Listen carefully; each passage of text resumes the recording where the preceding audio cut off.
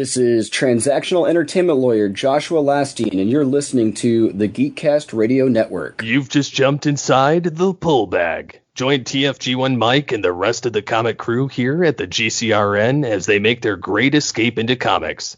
From DC, Marvel, and Image to IDW, Boom Studios, and Zenescope, we have everything right here. We cover things like Transformers, He-Man, superheroes, TMNT, and Radiant Black. Yeah, we have all that and so much more. It's all inside the pull bag here on the Geekcast Radio Network. So, without further ado, it's time to talk about the comics we're reading right now, here inside the pull bag. Meet Grimlock, not podcaster. Meet Grimlock King. Hello, everyone. This is TFG and Mike from the Geekcast Radio Network. This is the Pull Bag, episode 564 to 569. You're going to hear this exact same clip in all of these episodes. These are syndicated episodes from my buddy Jesse Early's podcast, Another Comic Review. We have already released these over on his podcast, and because it's the end of the year 2024, and I need some content for the pull bag, I am syndicating them here. They are in their unaltered entirety as they appear on Another Comic Review. So please, have a listen. This is G.I. Joe and Void Rivals. You'll hear those comics being reviewed in episodes 564 to 569, only on the Geekcast Radio Network's The Pull Bag. Thanks for listening. This is Another Comic Review, episode 34, recorded November 4th, 2024. Another comic review, ignite the night. Transformers, war, and G.I. Joe's fight. Void rivals clash in a flash of light. Tune in now for your comic fights. Another comic review, ignite the night. Transformers, roar, and G.I. Joe's fight. Void rivals clash in a flash of light. Tune in now for your comic fights. Hello and welcome to another comic review. My name is Jesse, and as always, I'm joined by TFG1 Mike from GeekCastRadio.com. Hello, hello. Hello, hello. How are things? They're going. Sometimes I wish they would stop, but they're going.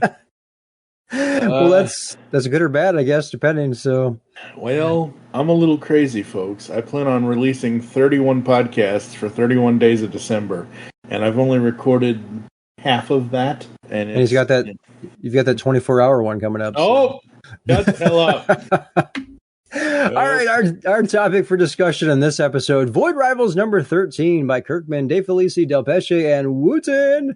Quick synopsis from ImageComics.com. New story arc in bold. Pythona of Cobra Law ventures deep into space. Will her mission spell certain doom for the Void Rivals? ? In my quick rundown, we open at some point in the future with Lord Galopulus holding Pythona accountable for not finding the Cybertronians' homeworld. We cut back to present time, or is that past time, where Pythona is awakened on her ship by one of her crew informing her that they have traced the Energon signature from Earth to a planetoid in their vicinity. Rather than finding living beings, the crew only finds bipedal tracks along with a residual energy signature indicating that a ship has launched from there. Meanwhile, back in the wasteland, Solila continues to make her journey into the center of the Sacred Ring. Somewhere in deep space, Skuxoid meets up with Bosch. Bosch offers him his payment, but Skuxoid has become disillusioned and doesn't even care about the money. Back in the Sacred Ring, Springer and Derek arrive at Agoria while Zolilik visits Mistress Vil for help. Solila makes her way down and comes upon a black pyramid. Back in Agoria with the news that Derek has returned, his father Dullan summons him for information on the whereabouts of Solila. They break out into a verbal fight where Dullan says that they must prevent Unity at all costs and that, quote, Unity is our very end. We close back in Zertonia in the Temple of Zerta's Light where Mistress Vil tells Zalilik that what he was taught about Unity is not true and that while Unity may well bring about an end, what follows is a new beginning. Thoughts and review of issue number 13. I thought we were going to get Pythonia and Cobra Law and all that and everything else. Like, it's half of, well, technically it's half of the first 2 pages, 3 pages, and then that's it. Like, wait, what? I thought this was gonna be her journey, her this, her that. And I don't know what it is. Like, I read this thing twice. Because I always read it twice, just to make sure I've caught as much as I can catch. And both times I'm like, wait, what? like, after a year of doing this series, I can safely say this is the first one where I felt like I have no idea what the hell's going on. I have no idea what's going to happen next. And I'm not even sure if I want to stay on the ride. It's not bad. I'm not saying this because I felt that the issue is bad. I'm saying there is way too much going on in this issue. Between Pythonia starting out with the flash forward, and then we go to the flashback, and in the flashback we have Derek and Salila on two different planes of existence. We've got the king with his Derek is his son, right? I don't even remember. I'm all screwed up. And then you got Mistress Vile and what's his nuts over there in the armor, and then Springer. So yay, Springer. I don't know. I was lost. Yeah, so I think so this is issue 13, and I think Image Comics is having an issue with their 13th issues. Is it the unlucky number 13? Is that the problem? Again, it's not bad. I'm not saying, like, this isn't me complaining like, oh my god, could you write this better, Mr. Waters? This isn't Cobra. This isn't Destro. This isn't G.I. Joe stuff. This is not bad. There is just so much in this one issue. Like, I'm at page 19 of 31, and we have, let's see, it ends on, we have 22 pages of comic, essentially. Close 20, 22, somewhere around there. Not counting the cover, not counting all the Handroid, the letters, whatever. Right. And all that. So let's just say we got 20 pages of comic, 20 out of 31. So we got 11 pages of other stuff, right. Which is fine. That's fine. They need to solicit, because again, I'm thinking about this in the instance of digital. I'm not thinking about this in the instance of going into the local comic shop, picking this up, taking it home, and reading it. At least, luckily, Image Comics does not do an ad every other comic book page like DC and Marvel used to do. And I don't know if DC and Marvel still do that, but they used to in their single issues 4, 5, 6, 7 years ago. But yeah, there's so much packed into this. And it's like, where am I supposed to look? What am I supposed to do? What am I supposed to be paying attention to? Because you're packing in all of these characters who we don't know. Most of them. I mean, we know them because we've read the comic for the past 12 issues for the past year. But, like, Pythonia is brand new to us. She's only been in, one other issue, I think? 2, maybe? I don't even remember at this point. She's been in a few. Okay. Yeah. Not Avoid Rivals, but she's been in the Ed John Universe comics, yeah. Yeah. So, and that's what I'm saying. She's a new character to Void Rivals, the Void Rivals series. And it just seems like they're throwing everything into the kitchen sink in this one issue. Like, I'm really wondering what the rest of 14, 15, and 16 between this month and November. December is issue 15, and then January of next year is issue 16. I'm wondering how much they're going to cram into all those, because I was overstimulated with this issue. Yeah, I mean, I think that's the best way to sum this up. Right, if we go off from the preview for this particular issue, one would assume that the entire focus is going to be on Pythona, and that's simply not the case here. And that completely threw me off at the start of this, right? Because, like I said in my rundown here, that the first and second page, if page 3 is any indication, then page 1 and 2, or whatever it technically is here in this comic, it's taking place at some point in the future after she's already gone on her journey. And what's his face here? What's this guy's name? Lord Globulus. Right, he's assuming or thinks that she's failed on her mission, which I don't think she has. I think that's just the information she's delivering to him. But that's the problem. Right, that's taking place at some point in the future, and then we jump backwards. But again, there's no indication of, like, right, there's no text on the page that says, some point in the future, or back in the past, or present, or whatnot. And it's like, I'm totally lost when I first read that the first time, and I'm like, I don't know what's happening. Again, I read this very early in the mornings. I'll see, and for me, I have to read it twice, because number one, the first time when any not just this. It's not just because of Void, it's not because it's Image, it's not because it's Sky. Any comic in the last 12 and a half years that I've been doing my comic book podcast over on the Geekcast Radio Network, the Pull Bag, jump inside the Pull Bag today. Anytime I do the show, I want to make sure before I record an episode that the comic is fresh in my mind, because my brain it's apparently never been what it used to be. kind of thing. And I need to make sure I have everything correct. So the first time when I read it, like when comics come out every Wednesday, oh, good, yay, new comic book day, awesome. I will read it 6 o'clock in the morning, and then I won't read it again until I'm supposed to record whatever podcast it is, whether it's here on your lovely show or if it's on my own show, whatever. So I read it most of the time 2 times. Sometimes I will read it 3 times. And the problem I have always had in comics in general, if you're going to time jump, if you're going to, like you said, there is no, the only text on this first page is, "You have failed me, you have failed, Cobra La."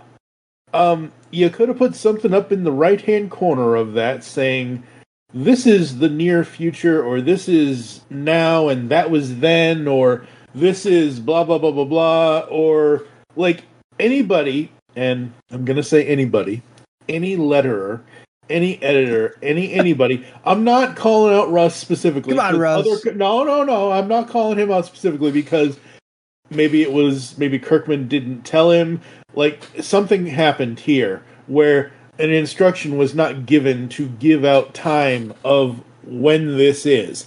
So let's just say this is the future, okay? And then we go back to then, which is weird because in this opening page, they've got the Globulus with his scream face to open.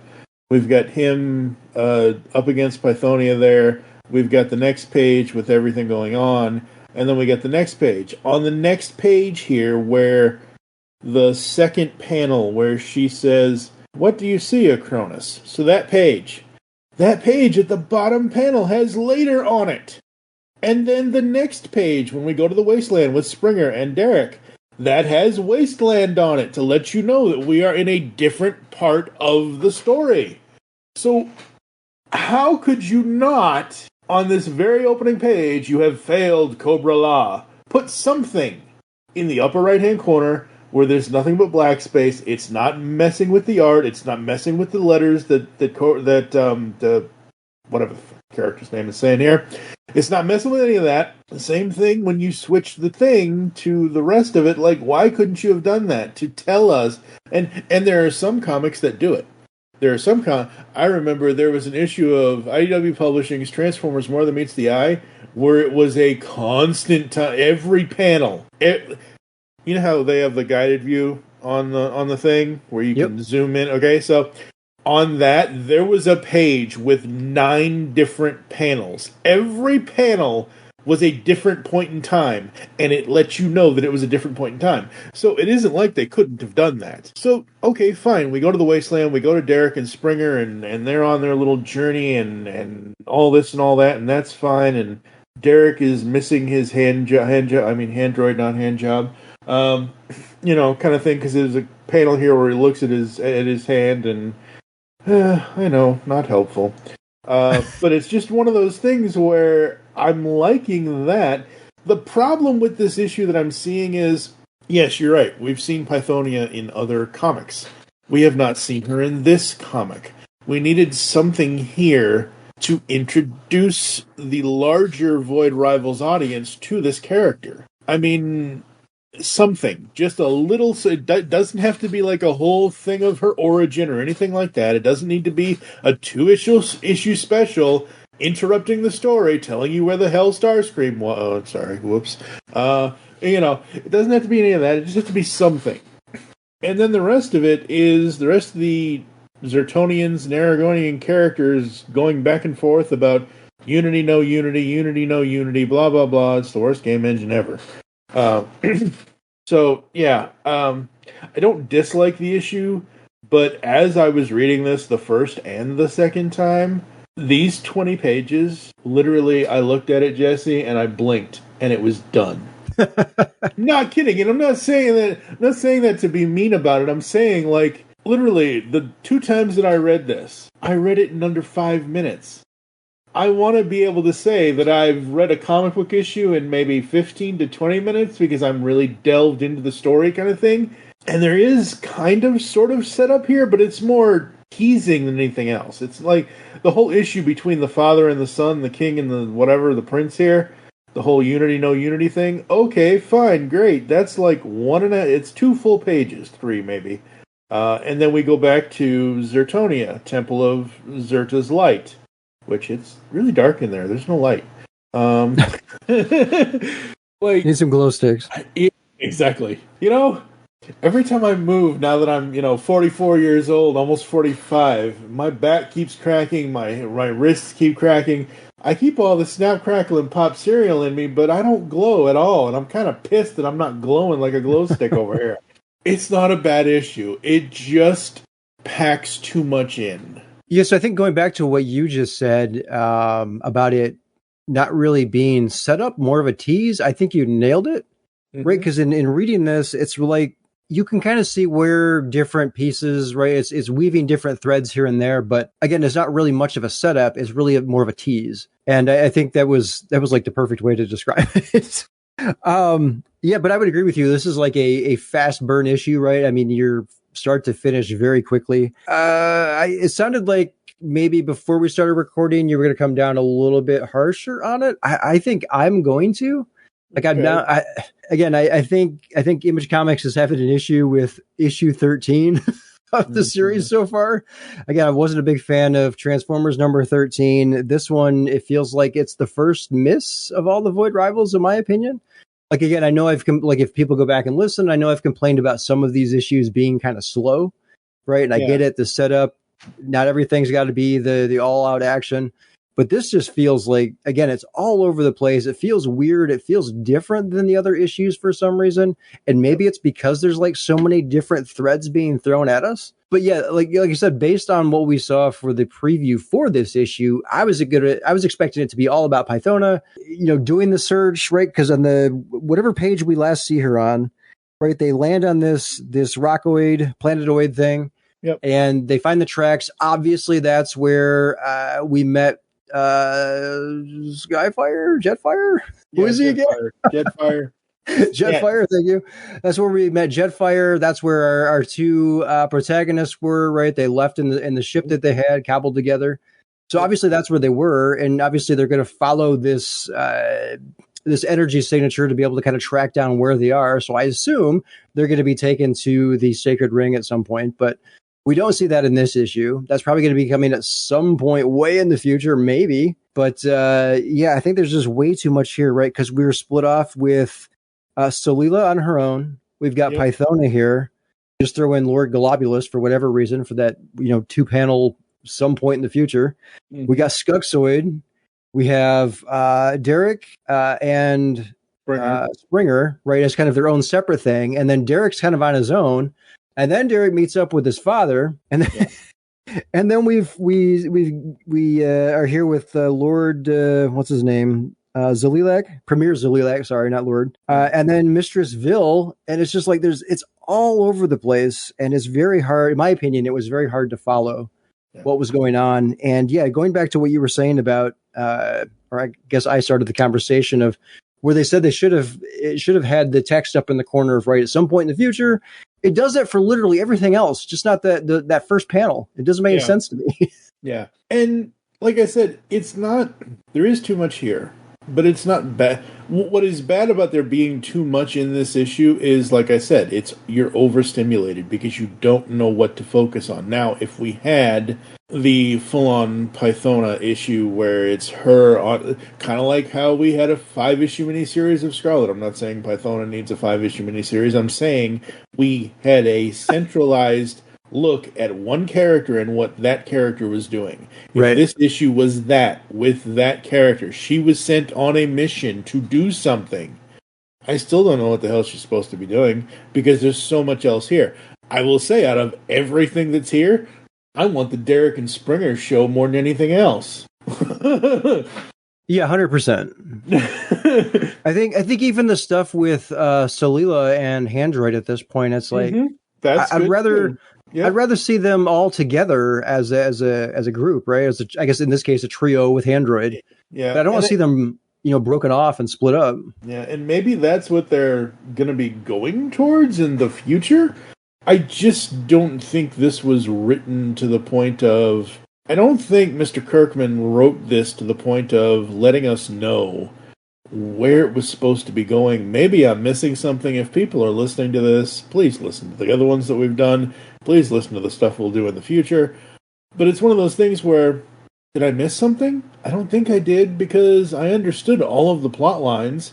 There are just too many plot lines. Right. Yeah, I'm trying to figure out, because I'm going through the Void Rivals issues here. I'm trying to figure out like where Pythona was introduced in Void Rivals here. Do we know how far back that was? I have no idea. Her first thing. So there was 13 and 14. So there was a point. Again, I apparently don't know what comic it is unless it's in Transformers. Yeah.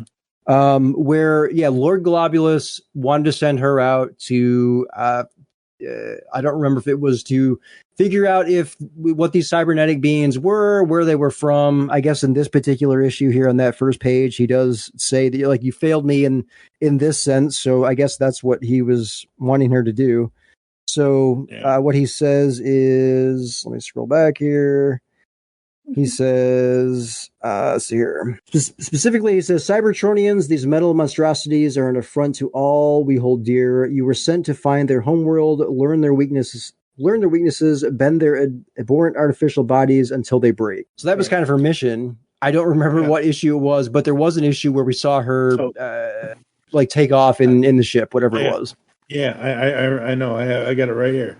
Okay. Sorry.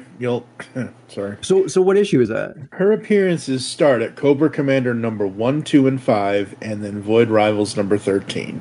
So she's in Cobra Commander 5. That's what it is. She's in okay. 1, 2, and 5. Okay. So she debuted in Cobra Commander number 1 for the Energon universe. I'm assuming this is issue 5. Let's see here. Series Rise of Cobra Commander. To build an army, Cobra Commander makes a deal with powerful ally that can whatever. But yeah, I don't know what else. And the sad thing about fandom.whatever, GIJoe.fandom.com with Joepedia is they don't really have, they have one descriptor. Pythona is an evil character in the Energon universe, G.I. Joe comics from Skybound. Loyal to Cobra Law and Globulus and doesn't like Cobra Commander very much. That's it. That's all the information we have about the character in this specific Wikipedia online. She was apparently in the 80s G.I. Joe movie? Yeah, she was in Real American Hero. Okay. At some point. Let me go back over here. Yeah, so there's 2 listings for her. There's the Energon Universe listing, and then there's the Real American Hero listing. She was in the comics, G.I. Joe versus Transformers, animated continuities, Sunbow animated series. Pythonia invaded Cobra headquarters and reached Serpentor, revealing herself as having come from a secret civilization known as Cobra La. She is formidable, femme fatale, assassin.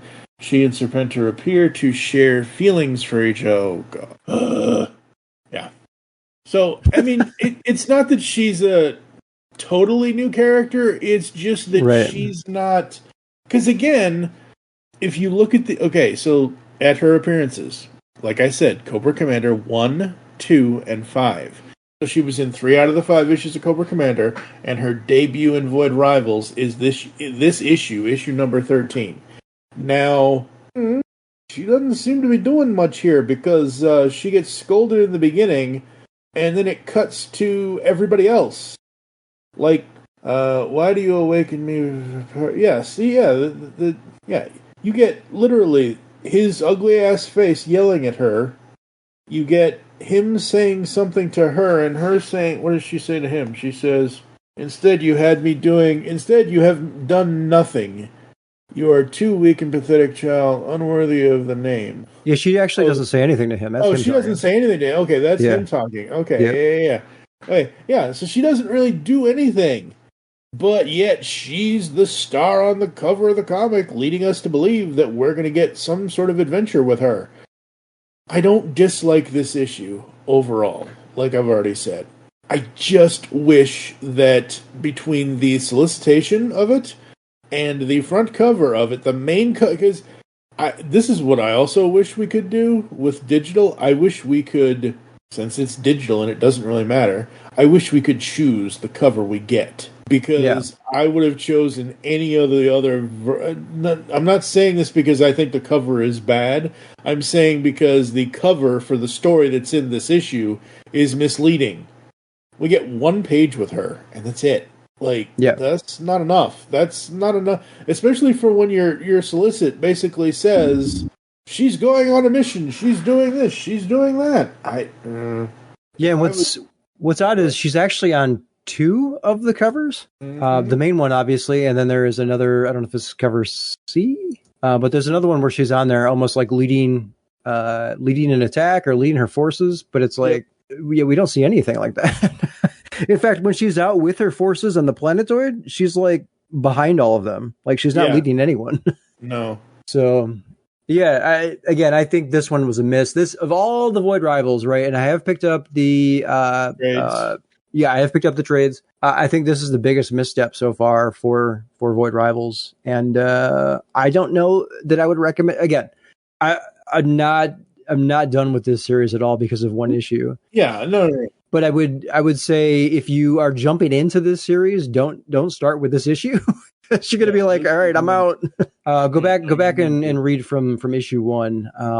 But yeah, I think of all of them, I think this is the biggest misstep so far when it comes to this series. I agree. Anything else for this issue? No, I don't think so. All right. Well, you have previews for us then. Yes, I do. So coming November 27th, so the end of this month, right before Thanksgiving, we have Void Rivals number 14. Derek isn't back in Agoria for one day before they send him back out into space to get a shot at Derek's loyalty to Agoria. Oh, to get shot at. That's what it says. God, if I could read right. Derek's loyalty to Agoria is put to the test as he is forced to prove himself. Dun dun dun. Once again, I like the alternate cover more, and mainly because one of the alternate covers is Hot Rod, but that's just me. And then Void Rivals. Well, boy, do we have a cover for you for the next one. That's right. Full movie magic, ladies and gentlemen, and thankfully it is the number 1 cover, so I know I'm getting that at least. Void Rivals number 15. Dave Felici did a great job on cover A for that. But this is coming. Why? Comic book shops should not be open on Christmas Day. Why? They better change that. I hope. It says the 26th. That's the day after.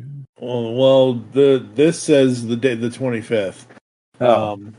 At least what Bleeding Cool says. Maybe they did change it. Comics.com says 26th. Okay, well that's fine. That's better anyway, because comic book shops should not be open on Christmas. Nothing should be open on Christmas. You're supposed to be at home spending it with your family and friends. Void Rivals number 15 in shops late December, before, after, at Christmas. Everyone's favorite Autobot, Hot Rod, finds his way to the Sacred Ring. What news of Cybertron does he bring to Springer, and how dire are things? And how much trouble can 2 Autobots cause in Agoria? Tons! By the way, before you go to 16, I'm very curious to see, because he's been looking for Springer all this time. Very curious to see what their dynamic is once they actually do meet up. I know, right? Yep. Yeah, that's going to be fun. And then in January of 2025, ladies and gentlemen, 2025 is not that far away right now. Out January 22nd, 2025. Ooh, why? Wait a minute. Void Rivals number 16 says... Oh, it's a double issue, that's why. Holy crap, I did not realize that. Okay. Sorry, I'm just looking at the stuff here, folks, that I didn't look at. Skuxoid versus Pythona, the battle you didn't know you wanted. And what it says is January 22nd, 2025, 56 pages, full color, $5.99. Because I looked at that and I'm like, wait a minute, why is it $5? Oh, it's double. I love the covers to 16, though. Now, where are you seeing this? Because on Image Comics, it just says $3.99. Really? I'm on Bleeding Cool. All right. I don't know. Here's the Image Comics link. Yeah, it says $3.99. Yeah, I can go to Image. Is it the same page count? It doesn't show page count. It doesn't show page count. Okay, well, it should show page count. Interesting. It shows 2 different covers as well. One also has Hot Rod on it. Yeah, the hot rod cover, and then yeah. What Bleeding Cool has is that's it. Hey, if it's a double issue, I'm here for it because the more story, Yeah, no, I'm not. the better. Again, I'm not complaining. It was just the thing of I saw the price and I was like, wait, what? Why is it $6? And then I looked at it again on the information that Bleeding Cool has. I was like, oh, that's why, because it's 56 pages. It's double the page count. That's why. It's $6 now because they added the word up at the top. Some point in the future. No, that's not. Pay for that. That's not why. That's not why. And yeah, I know we're probably gonna get the Skunkzoid as the main cover, which is fine. That's a nice photo of Skunkzoid, but I like the Hot Rod one better because that looks really cool. So if what Bleeding Cool has is accurate, I'm wondering if they decided to change something or do something different based on, after the fact, from when Image Comics posted the information. Maybe. I'm gonna get on Twitter and ask them because we kind of need to know. I am looking at the page you sent here that's got all this on it. Uh-huh. I am liking that Cobra Commander G.I. Joe #3 cover. Yes, that looks so cool. Yes, that looks so cool. Very, very cool. If only that were the main cover. Yeah, if only. I like the one in the middle. Actually, the two Baroness covers and the one that's in the middle. I think that's what's her name? The Girl Who Loved Power Glide. That's Astoria. Okay. Yeah, probably. Yeah. She doesn't skip leg day, I can tell you that. Nope, she doesn't skip leg day. She doesn't skip a couple other days either. Oops, that's not the name of the website anymore. I was like, twitter.com? No, that's not the name of the website anymore. It is now x.com. All right, yeah, so we got 3 upcoming issues looking forward to. Yep. Anything else on those? No, I'm really looking forward to it. Yeah, we were a little taken aback by this issue only because there's so much in it, but overall it's not a bad thing. If I was doing like a 0 to 5 rating, I'd probably give issue 13 maybe a 3.5, which is middle ground at best. I just find it odd that where this is the start of a new story arc, which presumably someone new could jump into, just doesn't feel like it. No, it doesn't feel like it at all. It feels like it continues where it left off. Yeah. So, yeah. All right. Plugs. What do you got for plugs? You can head on over to geekcastradio.com where we have a bunch of stuff that we are doing. Like I mentioned, I don't know if I mentioned this on air, off air, my insane ambition for Studio 2009, which is our podcast all about anything in the audio and visual realm. If you can hear it, listen to it, read it, watch it, whatever, we'll cover it. We just released, as of this recording, our 99th episode. We started the show back in June of 2020. This is 2024 now. We're already up to almost 100 episodes. We're going to kick off 31 Days of December with episode 100, which that's going to be another podcast approach. And then we've got a bunch of anniversary movies because, holy crap, a lot of things happened 20, 25, 30, 40 years ago. So, tons of movies coming out. We just released a new All Things Transformers episode. Our Phineas and Ferb podcast is back. I've got to edit more of those. I've got 2 or 3 more of those I have to edit and get those online. Just a ton of stuff, folks. Head on over to geekcastradio.com. And that 24-hour stream coming up. Nope. Never going to happen. I still want to see if I can figure out a way to do that on my end here. No, you will not have time. You got a wife, you got a kid. You don't have time to. I gotta finish that edition first. Yeah, exactly. Yeah. You got a wife, you got a kid, you got a home edition that you're working on. Like your time is limited. Maybe before the calendar switches over to 2025, we'll see if I got time. Can I at least get a bathroom break in there, or do I gotta? Yeah, you can. Fine by me. I don't care. I don't have. I mean, All right. Plugs, my plugs. You can find me on YouTube at youtube.com/matrix_prime. I do not have my Studio Series Optimus Prime review on there yet. Still in the box. But I will be opening it up shortly at some point. You can find me on Blue Sky. I'm at Jesse Early. That's JESSEEARLEY. And I think that's it. I guess looking forward to G.I. Joe starting. That's next week. Yeah, absolutely. G.I. Joe #1. So we'll be getting our review of that coming up soon. And yeah, I think that's all I got. All right. That's it. You got anything folks. else? That's it. I don't think so. I think that's it. All right. Well, till next time, this is Jesse signing off. That meets the eye. Another comic review, ignite the night. Transformers war and G.I. Joe's fight. Boring rivals clash in a flash of light. Tune in now for your comic fights. Another comic review, ignite the night. Transformers war and G.I. Joe's fight. Boring rivals clash in a flash of light. Tune in now for your comic fights.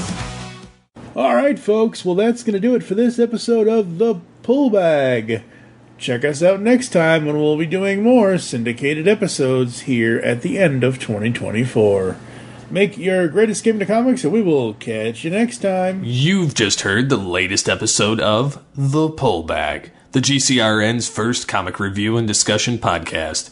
There are several ways to get in touch with us and leave feedback for the show. You can visit the website, geekcastradio.com, where you can comment on the episode and all of our different podcasts. You can rate and leave a review for the show on iTunes. Be sure to leave us feedback. Become a fan of us on Facebook, facebook.com/thepullbag. Send us an email, feedback at geekcastradio.com. Follow us on Twitter at thepullbag and at geekcastradio. So until next time, make your great escape into comics and unleash the geek in you.